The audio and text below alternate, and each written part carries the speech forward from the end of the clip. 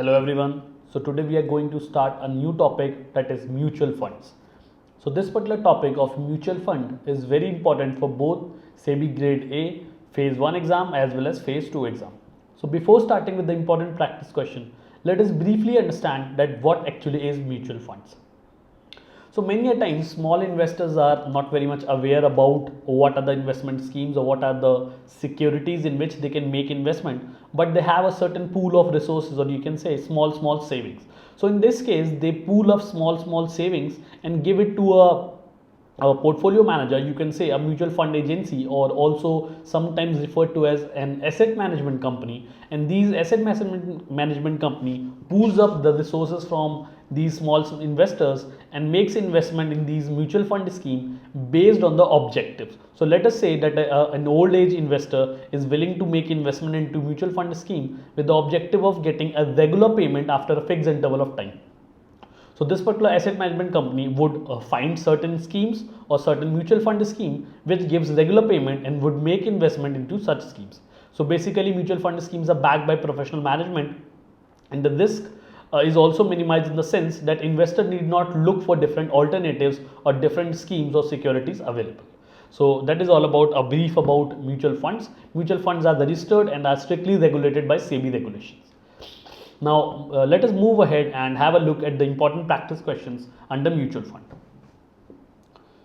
So the first question is, dash is the mechanism for pooling the resources by using units to the investors and investing fund in securities in accordance with the objectives as disclosed in the offer document. So very easy question. Let us have a look at the options now. Option A says mutual fund, option B says alternative investment fund, option C says collective investment scheme, and option D says portfolio investment. Now I have been referring to this particular concept from since a long time, that these three terms, that is mutual fund, alternate investment fund as well as collective investment schemes, are a lot more similar, and there are very minute differences in all these three terms, and if you are not clear with these terms you are likely to make mistakes in your options. So today we will first of all try to understand these three terms in detail.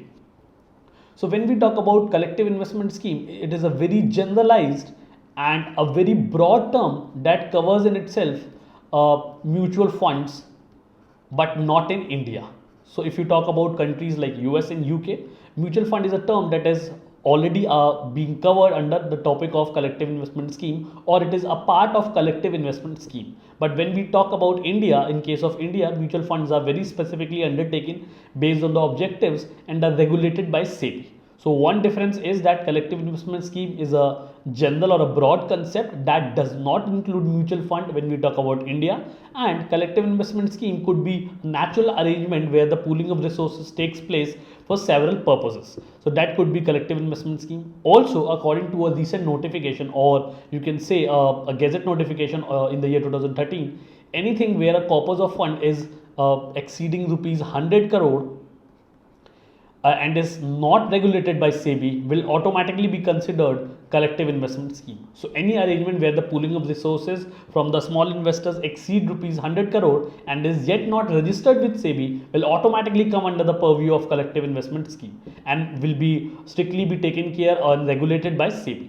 So this is a particular concept, or you can say a small difference between collective investment scheme and mutual fund. When we talk about alternate investment fund, this is yet another term that relates to raising a fund for certain specific purposes. So there are certain categories of investment fund, basically categorized in the three parts, but we are not getting into a lot of detail into that. But alternate investment fund could be understood in a simple sense that the funds are raised for specific purpose. So maybe for category 1, you might raise funds for the purpose of startups and ventures, funding startups. So that could be one method. Other, you can use it, you can raise funds or you can borrow funds for your operations, that is day-to-day operations, and for some other category in the sense where you are willing to take up leverage options. Leverage means loan options. So whenever the funds are collected for very specific purpose, which are automatically being categorized under alternative investment fund into three categories, that is category 1, category 2 and category 3, that will be soon covering in our video of alternative investment fund, then that particular fund or that particular arrangement gets into a classification of alternate investment fund. And any other fund where the specific arrangement or a pooling of resources is being taken place in order to make investment into certain funds or securities with a predefined objective, and it is not being part of collective investment scheme, will become part of mutual fund. So let us say, as we have discussed right now, that an investor is willing to invest in a particular security where he gets regular payments. So then the objective is clearly defined. He'll go to an asset management company and would invest into that particular scheme. So in this case, clearly, since the objectives are defined, the clear cut answer is mutual fund. So you have to be very clear with these three terms, that is mutual fund, alternate investment fund and collective investment scheme. We'll also be coming up very soon with a video where we'll be covering in detail what is alternate investment fund, what is CIS. So you need not worry about these terms as well. Let us move ahead and have a look at the second question now. Which of the following are not the features of mutual funds? So in order to understand what is mutual fund, you need to understand the features as well. So let us have a look and identify that which of the following are not the features. Let us have a look at the statements now. First statement: mutual fund issue units to the investors in accordance with the quantum of money invested by them. Investors of mutual funds are known as fund holders.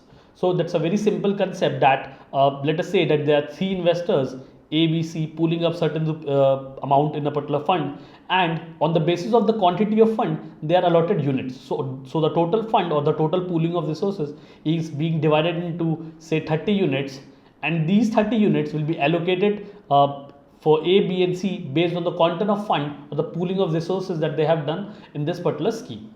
So that's a very simple concept, but the important thing is that these investors of mutual fund are not known as fund holders, but rather they are known as unit holders, because they are being allotted units based on the quantum of funds invested. So this particular statement is incorrect because they are known as unit holders and not fund holders.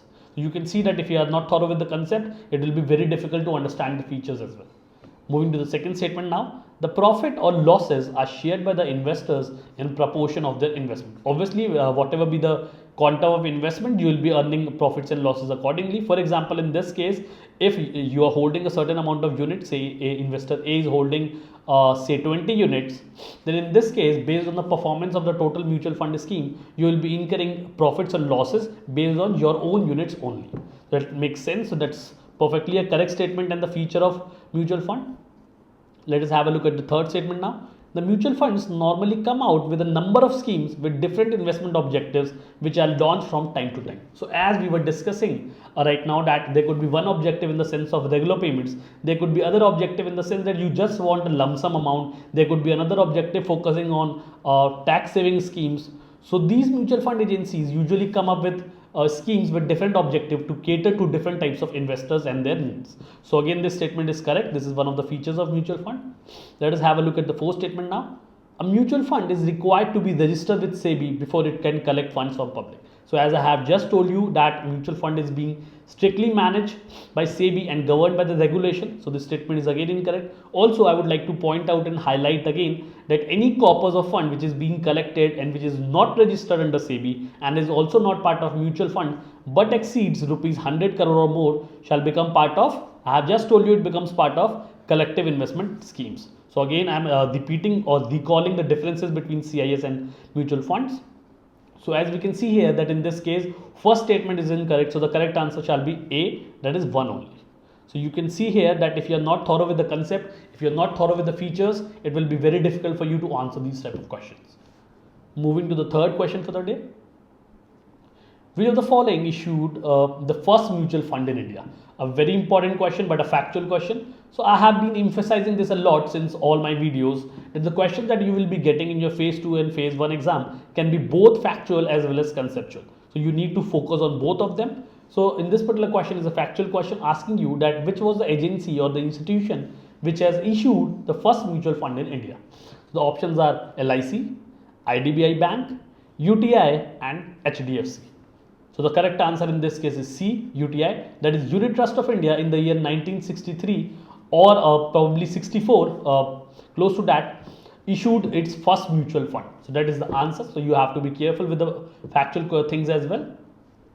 Moving to the last question for the day for mutual fund.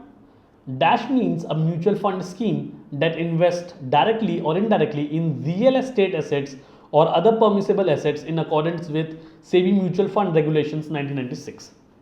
So a very easy question and specific question, that any particular mutual fund scheme that makes investment either directly or indirectly in real estate assets are known as dash.